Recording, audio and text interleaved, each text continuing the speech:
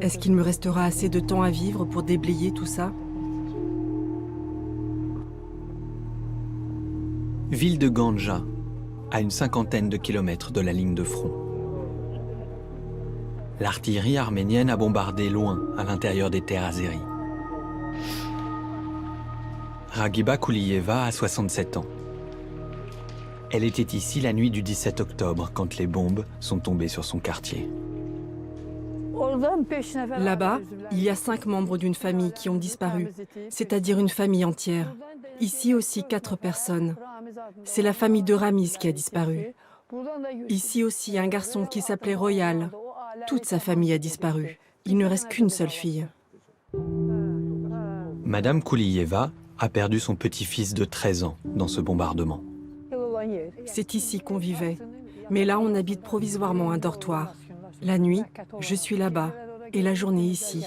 Je viens, je m'assois durant 1 heure, 2 heures, et parfois même 3 heures. Je viens et je repars à pied. J'essaye d'oublier, mais je n'y arrive pas. Si elle tient à témoigner, certains voisins sont lassés du battage médiatique autour de leur quartier. Dis-leur, À quoi ça servira? dis-leur. Enfin, c'est toi qui vois. Toi aussi, parle de ta famille. Dis-leur que tu as perdu 5 membres de ta famille. J'ai déjà tout dit à une centaine de journalistes. Pour ce tournage, un guide officiel du régime nous accompagne. Au moment de notre départ, une équipe du ministère des situations d'urgence est prise à partie. Plusieurs habitants reprochent au pouvoir de ne pas déblayer les ruines pour alimenter la propagande. Notre guide nous demande de ne pas filmer.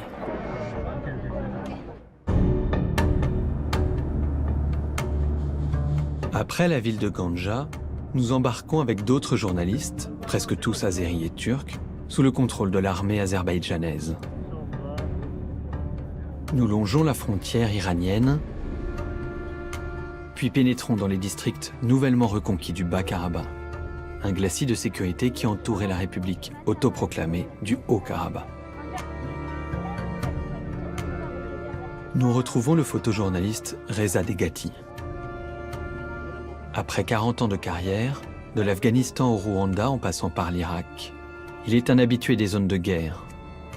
Né en Iran et d'origine azérie, ce conflit dont il a couvert le premier épisode dans les années 90 lui tient peut-être encore plus à cœur que les autres. J'essaie toujours de travailler dans les endroits où je connais la culture, où je parle la langue. C'est une façon aussi qui me permet d'aller plus au fond de l'histoire, mais tout en gardant cette idée qu'avant tout, je suis un journaliste. Tout ce que j'ai fait, il faut qu'il soit documenté, il faut qu'il soit impartial. Le photojournaliste a des accès privilégiés sur place. Après quelques heures de route, nous arrivons avec lui à Fizuli, une ville fantôme depuis qu'elle est tombée aux mains des forces arméniennes en 1993. Peuplée à près de 90% d'Azerbaïdjanais à l'époque, elle a été reprise il y a 3 semaines aux seuls soldats arméniens qui la défendaient depuis. Le front est à seulement quelques kilomètres au nord. Ah là là, regardez, d'une part, on a la nature, la magnifique couleur de l'automne, et là, une voiture calcinée. Vous voyez les traces de voiture? Je ne sais pas comment c'est passé. Il a dû l'exploser tellement de forte éventuellement qu'il a propulsé. Heureusement, il n'y avait pas des gens dedans, j'espère. Regardez, voilà. Ça, c'est le genre des photographies aussi que je fais. Ce qui reste quand les gens y partent. Ah, incroyable, ces chaussures devant l'église. Dans les zones de guerre, certes, il y a des combats, mais il y a plein d'autres choses que normalement personne ne photographie, personne ne fait attention. Or, une seule photo comme ça, des fois, ça raconte toute l'histoire. Quelques centaines de mètres plus loin, des vestiges de la Première Guerre se mêlent à ceux du dernier conflit.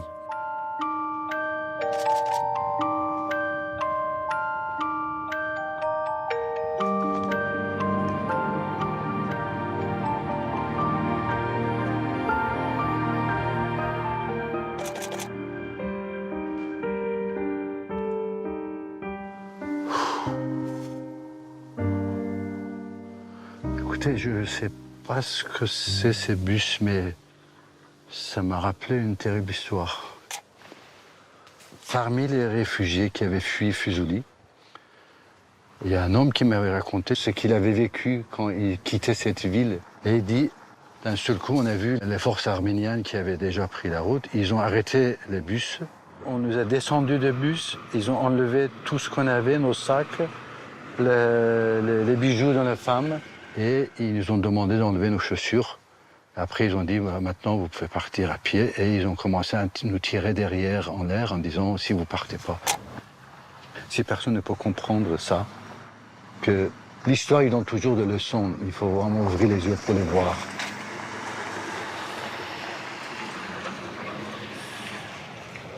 C'est terrible. Reza a essayé de vendre son reportage à plusieurs magazines, mais sans succès. Probablement en raison de ses détracteurs. À ceux qui lui reprochent sa proximité avec le régime azerbaïdjanais, le photographe répond. Si c'était en Rwanda, ou en Argentine, ou à d'autres guerres comme moi j'ai vu, j'ai la même émotion, j'ai la même souffrance, parce que la souffrance humaine, ça me touche.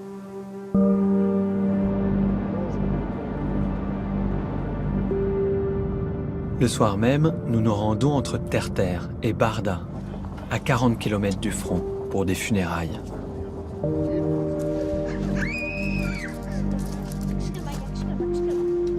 Que Dieu ait son âme.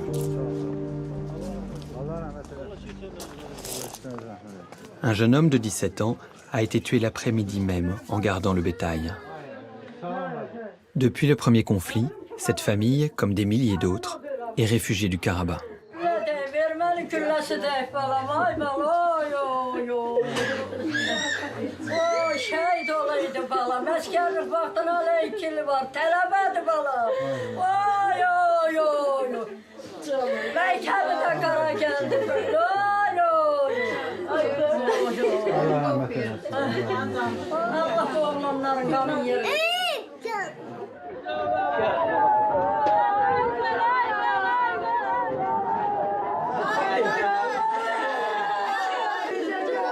Je suis sans frère maintenant. Oh mon frère.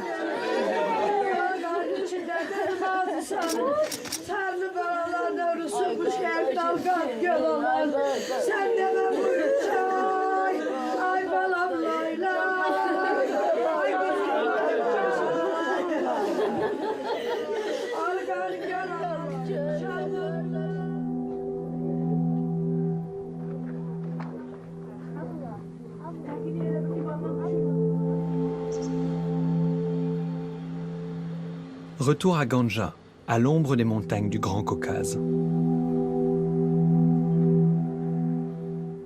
Une résidence universitaire accueille des familles dont les maisons menacent de s'effondrer suite au bombardement arménien. Nous y retrouvons Madame Kouliyeva. Elle habite ici avec sa fille, Gulnara. Ensemble, elles élevaient le jeune garçon défunt. Je veux mon neveu. Mon neveu me manque depuis le 17. Je peux vous assurer que mon téléphone ne sonne plus. Il ne m'appelle plus. Il ne vient plus se mettre à côté de moi. Ni le soir, ni la nuit, ni le jour. Je ne ressens plus le parfum de mon enfant.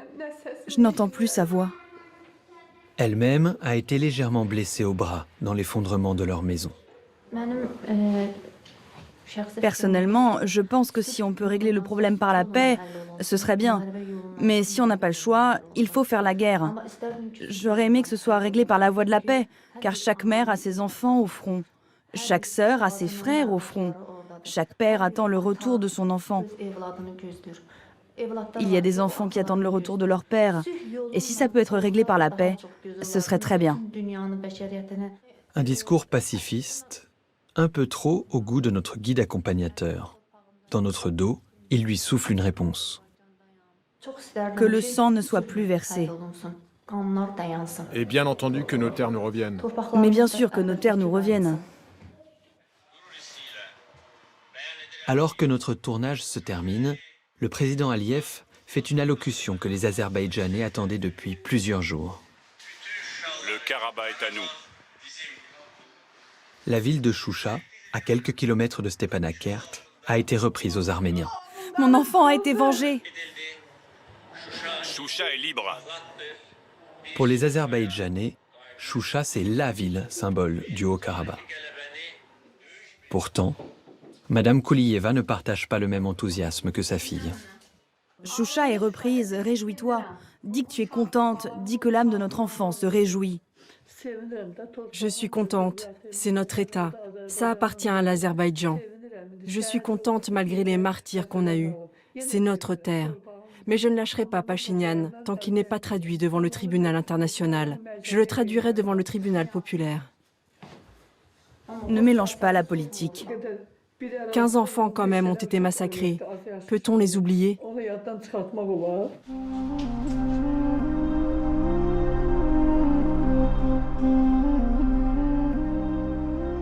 Quelques jours après la chute de Choucha, un cessez-le-feu au parfum de victoire sera signé avec l'Arménie.